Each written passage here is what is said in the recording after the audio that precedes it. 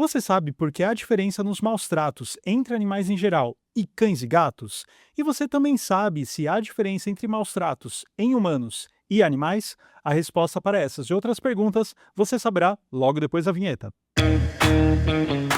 Conversando com o Nuti. Penal e processo penal da atualidade. Olá, professor, seja muito bem-vindo novamente aqui ao estúdio e hoje o tema é maus tratos com animais, principalmente cães e gatos. E para começar, eu gostaria de saber, é crime maltratar animais aqui no Brasil? Bom, é um prazer estar de volta para nosso debate, né, sobre as questões jurídicas. Sim, é crime, né?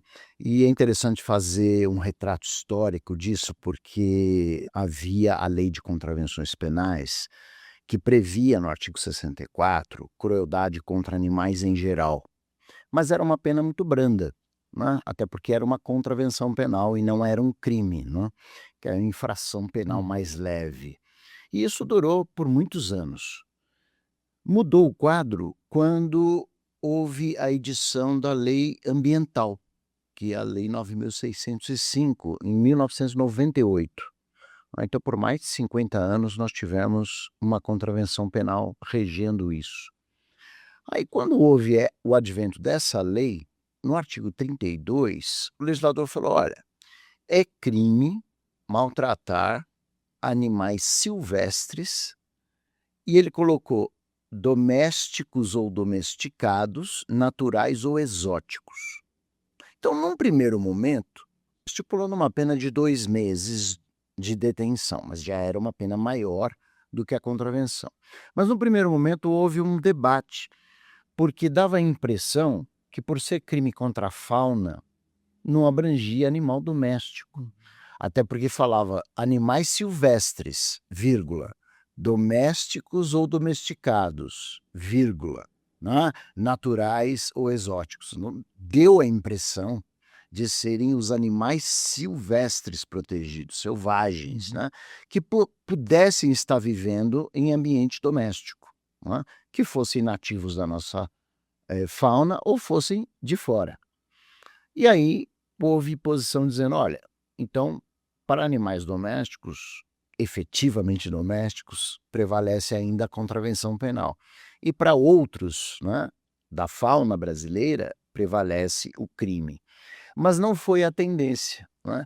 Eu acho que a ansiedade era tão grande de se proteger os animais domésticos, muito mais do que os silvestres, não é, que a jurisprudência acabou fechando questão, que o artigo 32 da lei ambiental protegia todos os animais.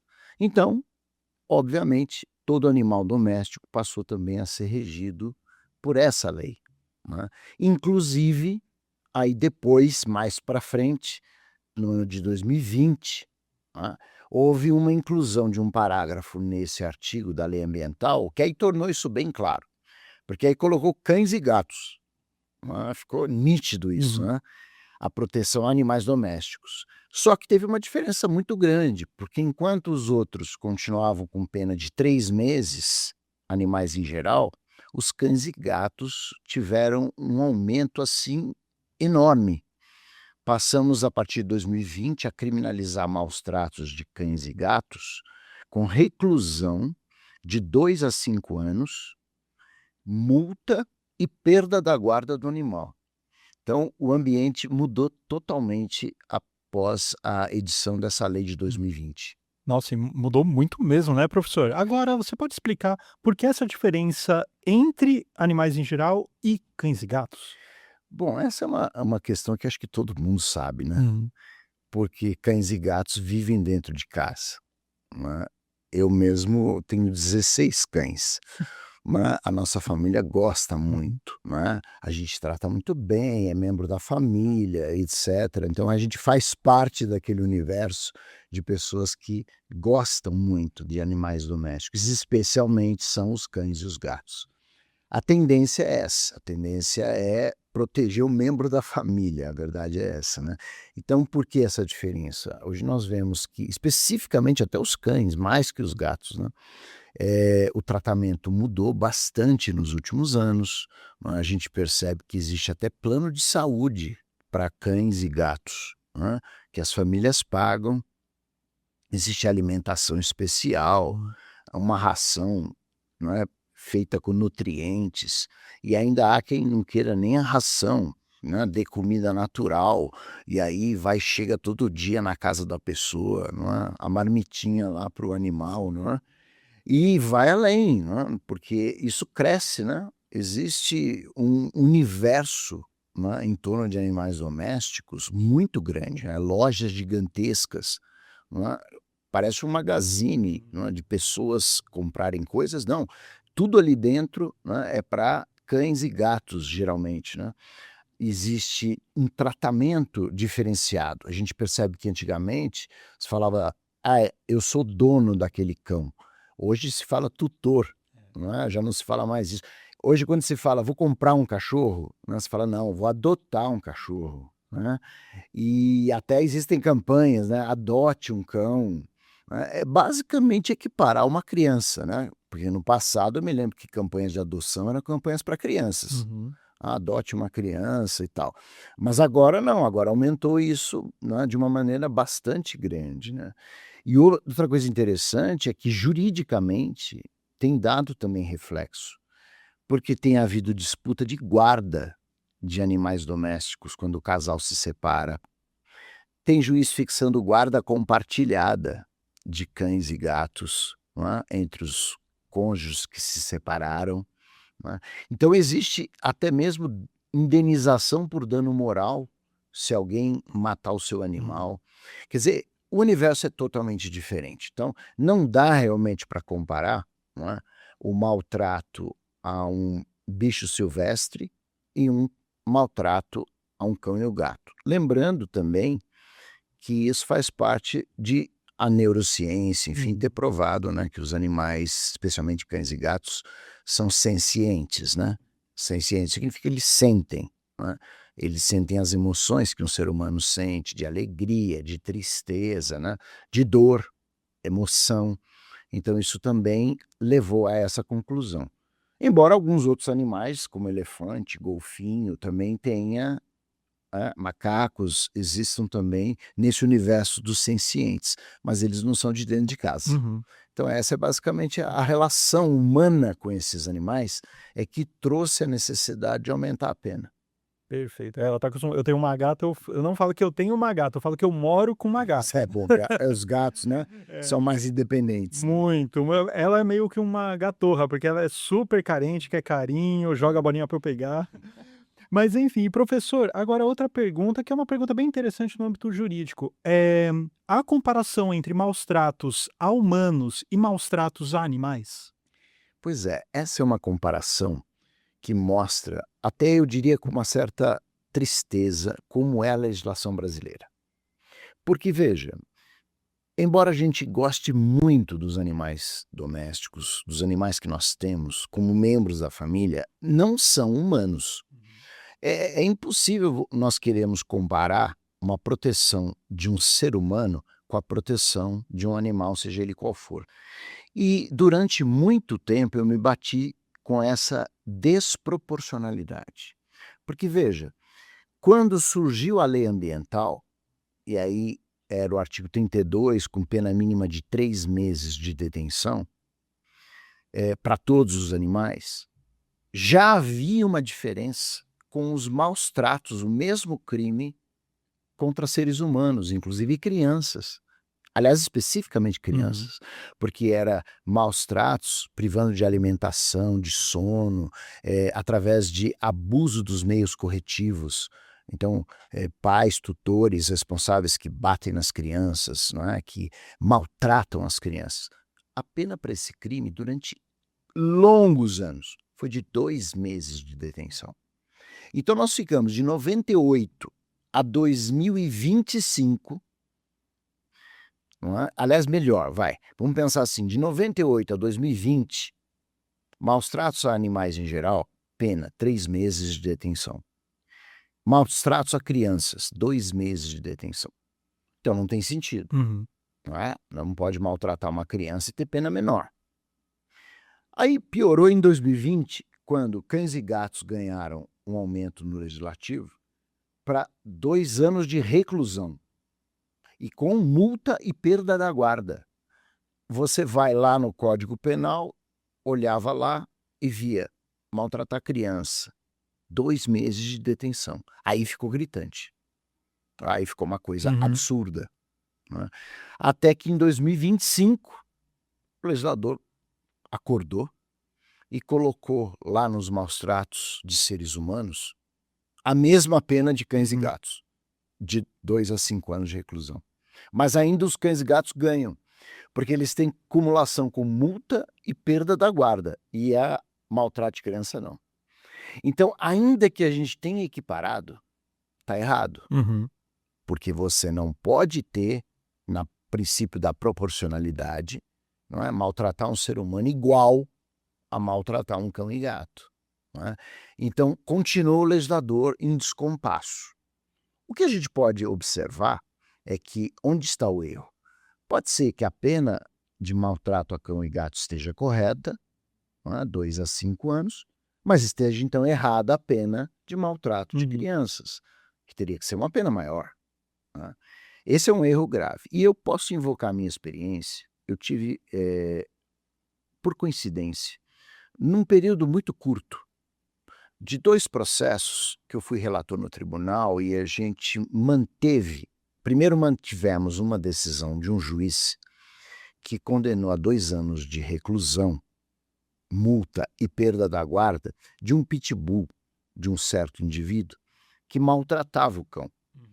Então ele foi encontrado por uma ONG, não é, essas ONGs saem em busca de maus tratos, né? Até mais do que de humanos, né? Essa ONG encontrou o pitbull magro, sem água, sem comida, amarrado numa coleira, com ferimentos, sem tratamento, né? E aí chamou a polícia. E o cidadão foi preso, né? E aí foi condenado a 2 anos de reclusão.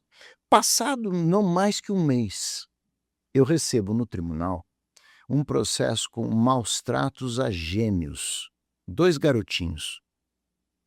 Impressionante os maus tratos dessas crianças pelos pais, de correções abusivas, seguidas por muito tempo, enfim, com fotos das crianças também, não é, desnutridas, Uhum. maltratadas. Pena do juiz, 2 meses de detenção para cada garotinho. Uhum. Aí eu falei: "Poxa vida, não tem sentido, né? Tudo bem, temos que condenar quem maltratou o cachorro? Sim, mas o mesmo caso com 2 crianças, a pena foi pífia, Uhum. não é? Foi absolutamente irrisória. Então, esse tipo de coisa não pode acontecer." Não, perfeito, professor. Recentemente, né, agora no começo de 2026, tivemos aquele triste caso do cão orelha. Não foi o primeiro, É. não será o último, infelizmente. Agora com rede social, todo no celular podendo filmar tal, a gente tem vários casos de, principalmente cães e gatos sendo maltratados. Verdade. Eu gostaria de saber, na sua visão, a quem o senhor atribui esse tipo de crime? Olha, na realidade, esse tipo de crime hoje, com essa repercussão do cão-orelha, do cão abacate, do cão caramelo, Uhum. que foram maltratados, é a conexão direta com a internet. É inequívoco. Primeiro, para divulgação rápida, não é? Alguém filma um maltrato, já posta, já repercute, já espalha, não é? No caso do cão-orelha, nós tivemos até passeata na Avenida Paulista, em São Hum. Paulo. Não é? Eu nunca vi a passeata para maltrato de uma criança, mas nós vimos do caso orelha, né? Então a internet é um ponto que nós temos que analisar. E aí, se formos consultar, e qualquer um pode ver isso, existem equipes da Polícia Civil de todos os estados, especialmente em São Paulo, que ficam monitorando as redes. E em relação a cães e gatos, descobriram sites, locais de encontro de pessoas que instruem outras ao chamado zoosadismo. É pegar cães e gatos para torturar, até matar. Isso na internet normal ou tá falando de Deep Web? Não, Internet normal. internet normal, o que é pior, Uhum. porque adolescentes Tem estão acesso. seguindo. Então foram descobertos vários grupos, não é? E isso o mundo todo, não é questão só do Brasil. Em Londres, a BBC News fez uma reportagem de, acho que 2 irmãos que compravam gatinhos para torturar por causa desse site, né. Depois eles acabaram confessando e mostraram onde os gatos estavam pendurados numas árvores, todos torturados e mortos. Existem sites que vendem filhotes para tortura. Isso tudo, veja, são os males da internet, que ela é muito boa de um lado, mas ela Uhum. tem o seu lado realmente, não é, ruim. E você veja, na cabeça de um adolescente que está em formação, não é, essa carga de desafio é muito grande. Ele não suporta e ele quer participar. Então, o que se percebeu, não é um descompasso entre uma ética e essa conduta, não é. Talvez até adultos participem disso. É preciso que haja responsabilidade.